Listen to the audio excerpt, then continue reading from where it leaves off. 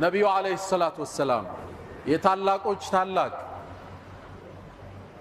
የኩሮቹ ኩሩ የነቢያት መቋጫ የሩሱሎቹ ሞዴል ነቢዩ አለይሂ ሰላቱ ወሰላም አሁን ድረስ የሳቸውን ነብይነትን የሚያውጅ አንድ ተአምራቸውን ልንገራችሁ። ነቢዩላህ ሙሳ አለይሂ ሰላም ወንዝን በበትራቸው እንደከፈሉ ታውቃላችሁ። ያንተ ነቢይ የዓለሙ ዝነት ሌላን ተአምር ሰማይ ላይ ከፍለዋል። ቁረይሾቹ አንድ የመጡ ዳዕዋ በጀመሩበት ዘመን ነው። አንተ መሐመድ ወይ ነብይ ነኝ ትላለህ? አዎ የአላህ መልእክተኛ ነኝ። እንግዳ አሉ ተአምር አሳየን። ቀና ሲሉ ጨረቃ ሙሉ ነበረች። እስኪ ጨረቃን ክፈላት አሏቸው። ጨረቃ ግዙፍ ፕላኔት ነች። ማሳናቸው ነው እነሱ። ነቢዩ አለይሂ ሰላቱ ወሰላም ወደ አላህ እጃቸውን አነሱ። አላህ ይሳነዋል እንዴ? ጨረቃዋን ከሁለት ሰነጠቃታል። ዓለም ያየው ክስተት ነው ይሄ። ተራራቀች ጨረቃ። ትንሽ ቆይታ ገጠመች። ያምኑ ይሆን? ይህን ተአምር አዩ። አላመኑም። ቃሉ ሲሕሩን ሙስተምር፣ ይሄ የመሐመድ ድግምት ሁሌም ማይቋረጥ ነው ብለው ተበተኑ። ይህን ክስተት ለእኔና ለአንተ አላህ ቁርአን ላይ ዘገበው። እቅተረበት ሳዓቱ ወንሸቀ ልቀመር፣ ቅያማ እኮ ደረሰች። ጨረቃዋም ከሁለት ተከፈለች። ወኢን የረው አየተን ዩዕሪዱ ወየቁሉ ሲሕሩን ሙስተምር፣ ተአምርን ባዩ ቁጥር ቀጣይ ዘውታሪ የሆነ ድግምት ነው ይላሉ እንዴ። ወከዘቡ ወተበዑ አህዋአሁም፣ ዋሹም አስተባበሉም ስሜታቸውንም ተከተሉ ሲል አላህ ተግሳጽ አወረደባቸው።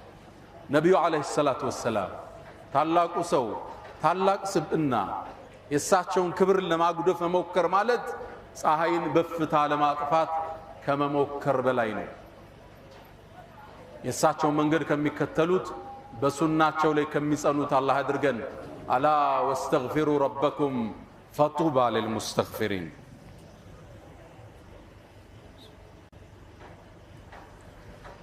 الحمد لله على إحسانه والشكر له على تفضله وامتنانه ولا إله إلا الله تعظيما لشانه وصلى الله وسلم وبارك على رسوله وإخوانه. أما بعد، ود مؤمنان زاري زنو اندنوتا مفلقو ملكت ሶስት አራት ነጥቦችን የመጀመሪያ መሰል ክስተቶች ሲከሰቱ ፌስቡክ ላይ ቲክታክ ላይ ሲከሰቱ ከማስጮህ ራሳችንን እንገድብ። የሌላ አጀንዳ አሻሻጭ እንዳንሆን። ሰዎቹ የያዙትን ተራ ጭብጥ በእኛ ጩኸት ነው የሚያስተጋቡት። በእኛ ጩኸት ነው ቫይራል የሚወጡት። የሆነ ነገር ስንሰማ መዝነን መንቀሳቀስ ከኛ ይጠበቃል።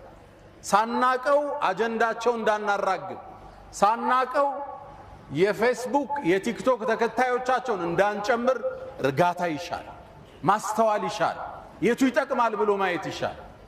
ብዙ ተራ ሐሳቦች በአውጋዥ ጩኸት ገነው አልፈዋል።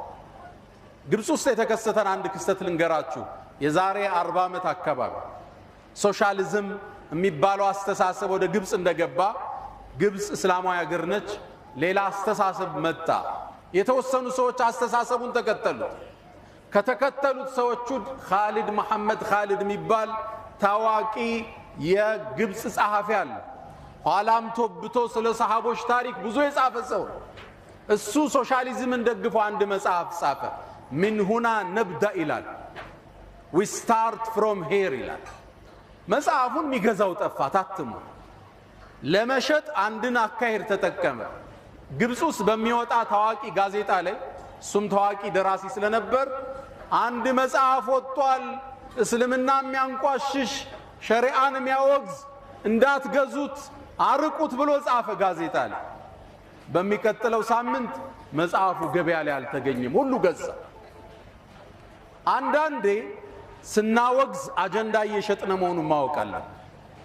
ጥንቃቄ ይሻል።